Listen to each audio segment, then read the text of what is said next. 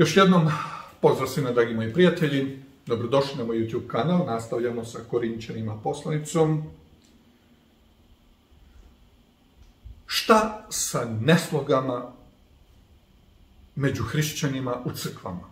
Šta sa nesložnim ljudima? Pa i u državi, možemo slobodno reći.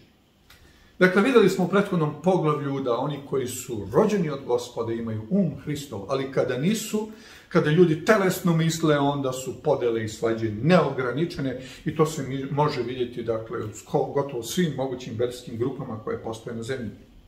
I ja, braćo, ne mogu s vama govoriti kao sa duhovnim, nego kao s telesnima, kao sa malom decom u Hristu.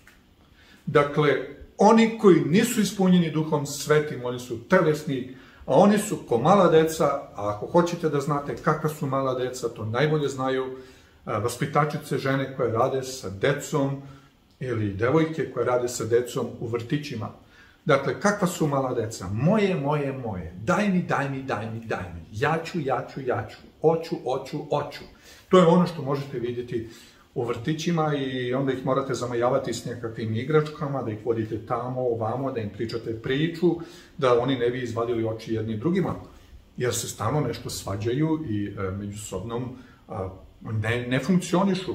I zato Pavle kaže, ja ne mogu da radim s vama kao sa duhovnima, nego kao sa telesnima, kao sa malom decom u Hristu.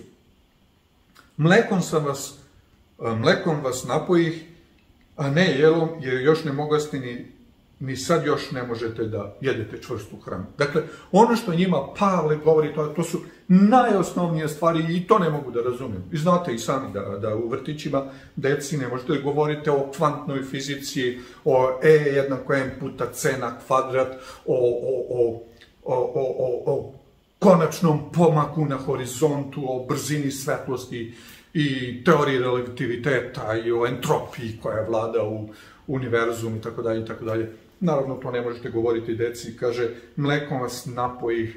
Jednostavno, on je govorio njima te osnovne stvari, najosnovnije o Hristu, kao za dečicu kada ih poučavate nešto iz Biblije, mada i ni to nisu mogli razumjeti, a ne jelom, jer ne mogaste, ni sad još ne možete da jedete čvrstu hranu. Mi znamo da se bebama daje neke papice, neke kašice, i ono na kašičicu, pa ga moraš lagati, onda zatvori usta, pa neće da jede, a ti mu guraš ono. I onda imate jako dobre snimke, sad mi je ovako dobro došlo da to kažem, kad on uzme sladoled, pa ponudi detetu da uzme kašičicu, ono je već probalo sladoled, to je jako ukusno, i ono tamo zvine i on mu ubaci onu drugu hranu i onda se stvori ona grimasa, neverovatna.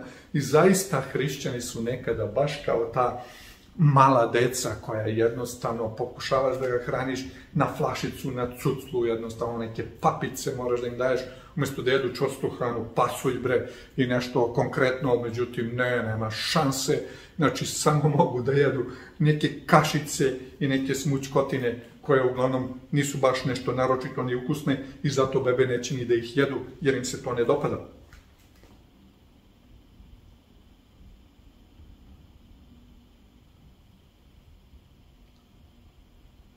Jer ste još telesni, kaže njima apostol Pavle. Jer gde su među vama zavisti, svađe, nesloge? Niste li telesni i ne živite li po čoveku? Osnovni problem Korinske crkve je bila nesloga, zavist, svađa, telesnost. Osnovni problem celokupne hrišćanske crkve je isto to danas. Zavist, svađa, nesloga, koja je prisutna na svim mogućim nivoima. Zavist je katastrofalno smrtonosna za hrišćane, jer uništava duh, uništava srce, uništava sve što čovek ne može duhovno da raste zbog zavisti. Satana je zbog zavisti pobunio se protiv Boga, hteo je da bude Bog, hteo je da bude kao on. Zavist, svađa. Dakle, to je problem, nesloga. I tu gde je zavist, tu je svađa, gde je svađa, tu je nesloga, gde je nesloga, tu je rat. I to je bio problem sa Korinskom crkvom. To je problem sa hrišćanskim crkvama koje god denominacije danas, svi imaju isti problem. Jer kad ko govori ja sam Pavlov, a drugi ja sam Apolonov, niste li telesni? Kakav Pavle, kakav Apolon, kakav Petar, o čemu vi pričate? Ko je dakle Pavle, ko je Apolo, da smo samo sluge kroz koje verovaste kao što i svakome Gospod dade. Jedni su se vezali za jednog, drugi su se vezali za drugog. Tako nije što onaj koji sada, ni onaj koji tako nije ni onaj koji sadi, ni onaj koji zaleva, nego onaj koji daje da raste. Kada govorimo o Božjoj vesti, o Božjoj istini, jedan sadi, jedan zaliva, jedan žanje, ali ko čini da raste? Onaj koji sadi? Ne, on je samo zrno stavio u zemlju. Bog čini da raste i samo njemu slava, soli deo, glorija. A onaj koji sadi i onaj koji zaleva jednake su i svaki će primiti svoju platu po svome trudu. Dakle, jednako i onaj koji sadi i onaj koji zaleva i onaj koji žanje. Nema razlika. Zato što je Bog dao da uzraste. Niko nije doprineo tome da to uzraste. Bog nebeski daje da to raste. Jer mi smo Božji pomagači, a vi ste Božja njiva, Božja građevina. Vi ste njiva Božja, Božja građevina. Mi smo samo sluge koji pomažu, koje Gospod koristi da nešto posadimo, da nešto zalijemo, da nešto raste. Ali vi ste Božja građevina. Po blagodati Božje koja mi je data, ja kao premudri neimar postavih temelj, a drugi zida u visinu, ali svaki neka gleda kako zida. Hajte, apostol Pavle kaže, ja sam postavio temelj za crkvu, građevinu Gospodnju, a drugi zidaju. Ne mogu ja sve, i da temelji, da zidam, i da stavim krov, i da namestim prozore, da omalterišem, i da izgletujem, i da stavim fasadu, i nameštaj da unesem. Svako nešto mora da radi. Jer temelja drugoga niko ne može postaviti osim onoga koji je postavljen, a to je Ješua Hamašijah. Jedini temelj građevine Gospodnje je Hristos. I ne može biti niti Pavle, niti Savle, niti Apolo, niti bilo ko od njih. Jedini koji je temelj hrišćanske crkve je Hristos. I danas imamo luteransku crkvu, imamo anglikansku crkvu, imamo katoličku crkvu, imamo pravoslavnu crkvu. Imamo razne druge crkve. Svih crkava temelj mora biti jedan. To je Ješua Hamašijah. Spasitelj, pomazanik Božji, Mesija, koji je sišao na ovu zemlju da spase i skupi ljudski rod. Jer ako građevina crkvena ne stoji na Hristu, ona ne stoji ni na čemu. To je ono što bi narod rekao ovdje na ovom prostoru, čardak ni na nebu, ni na zemlji. To je nešto između i to je ništa. A koliko zida na ovome temelju, na Hristu, zlato, srebro, drago kamenje, drvo, seno, slamu, svako će delo izaći na videlo, jer će dan pokazati, jer će se ognjem otkriti i svako delo pokazat će oganj kao što jeste. Dakle, ta građevina koja se zida, ako je zlato, srebro, drago kamenje, slama, seno, kada dođe dan probe, ognjene probe, pokazat će se na čemu je to nazidano. Da li je na temelju Hrista ili je na nečem drugom. I kada Hristos bude došao, svaka crkva koja je sebe nazivala Božjom crkvom će biti testirana Hristovim dolaskom. Hoće li izdržati šekinu Božju i slavu Božju kada Hristos bude došao. Bilo da je istočna, bilo da je zapadna, bilo da je neka od protestantskih grupa, crkava, sasvim svejedno, svaka će morati da prođe test Hristovog drugog dolaska. I bit će provereno da li stoji na temelju Hristu ili ne stoji na temelju Hristu. Jer će svako delo izaći na videlo, jer će dan pokazati, jer će se ognjem otkriti i svako delo pokazat će oganj kao što jeste. Ako ostane čije delo što je nazidano, primit će platu. Dakle, ako se održi do tog dana, primit će platu. A čije delo izgori, otići će u štetu. Dakle, oni koji izgore u vreme drugog Hristovog dolaska, otići će u štetu. A oni, kad govorimo o crkvi, govorimo o ljudima, a ne o građevini. A oni koji živi dočekaju Hrista, oni će primiti platu. A plata je dar večnog života. Ne znate li da ste vi crkva, eklesija, kehilot, Božja i Duh Božji živi u vama? Dakle, ne građevina, nego mi smo Božji migdaš i duh, ruah el, živi u nama.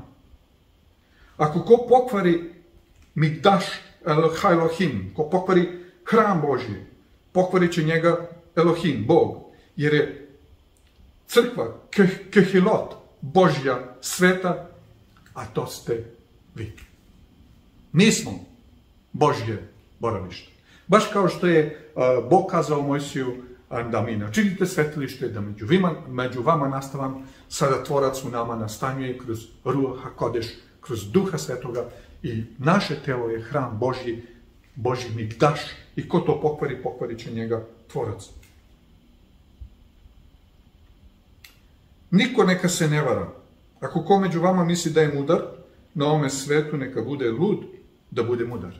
I svako ko misli da je mudar u ovome svetu, da je, bolje rečeno, pametnjaković, današnjim rečnikom rečeno, bolje da bude lud, glup za ovaj svet, da bi bio mudar, da prihvati istinu Božju i Duha Božjega koji menja život.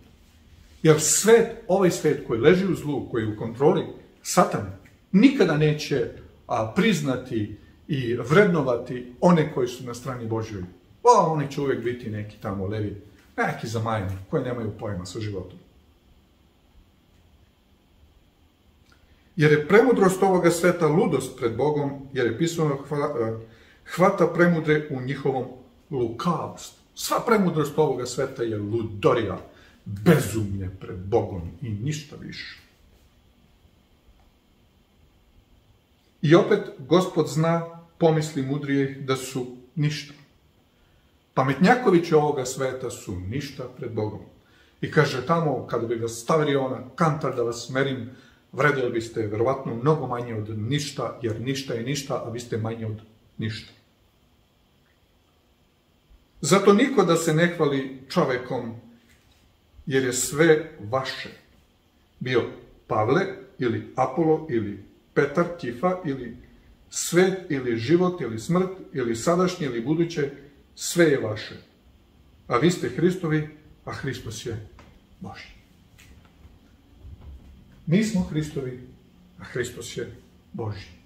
I to je ono što je najvažnije, dragi moji prijatelji. Hristos raspeti i vaskrsli. I ne treba se fokusirati na mudrost ovoga sveta, nego da dozvolimo da Duh Sveti stane u nama, jer je Hristos Božji, a mi pripadamo Hristu. Jer smo u njemu novostvoreni i novorođeni. I poruka koja je upućena Korinčanima je od suštinske važnosti za verujuće ljude posljednjih dana. I neka nas Gospod blagoslovi da zaista budemo njegovi, da njemu pripadamo i da hodamo sa njim u njegovoj slavi i da se ne vladamo po mudrosti ovoga sveta, nego po mudrosti koja dolazi od Duha Svetoga koja živi i stanuje u nama. Tebi, Bože naš silni, sveti i pravedni, slava, sila, moć i čast neka je za tvoju ljubav i milost, za tvoju dobrotu, za dar spasenja. Blagoslovi nas da hodamo u slavi tvojoj istini i svetlosti. Vodi nas tvojom moćnom rukom i čuvaj nas i pripravi za tvoje carstvo, za tvoj dolazak. I daj, Gospode, da se ne uzdamo u mudrost ovoga sveta, nego u tebe, jer si ti naš Bog, spasitelj i otkupitelj. I tebi sva slava, sila, moć i čast neka je u ime ljubljenog Sina Hrista do veka večno i u sve vekove vekova. Lep pozdrav svima, dragi moji.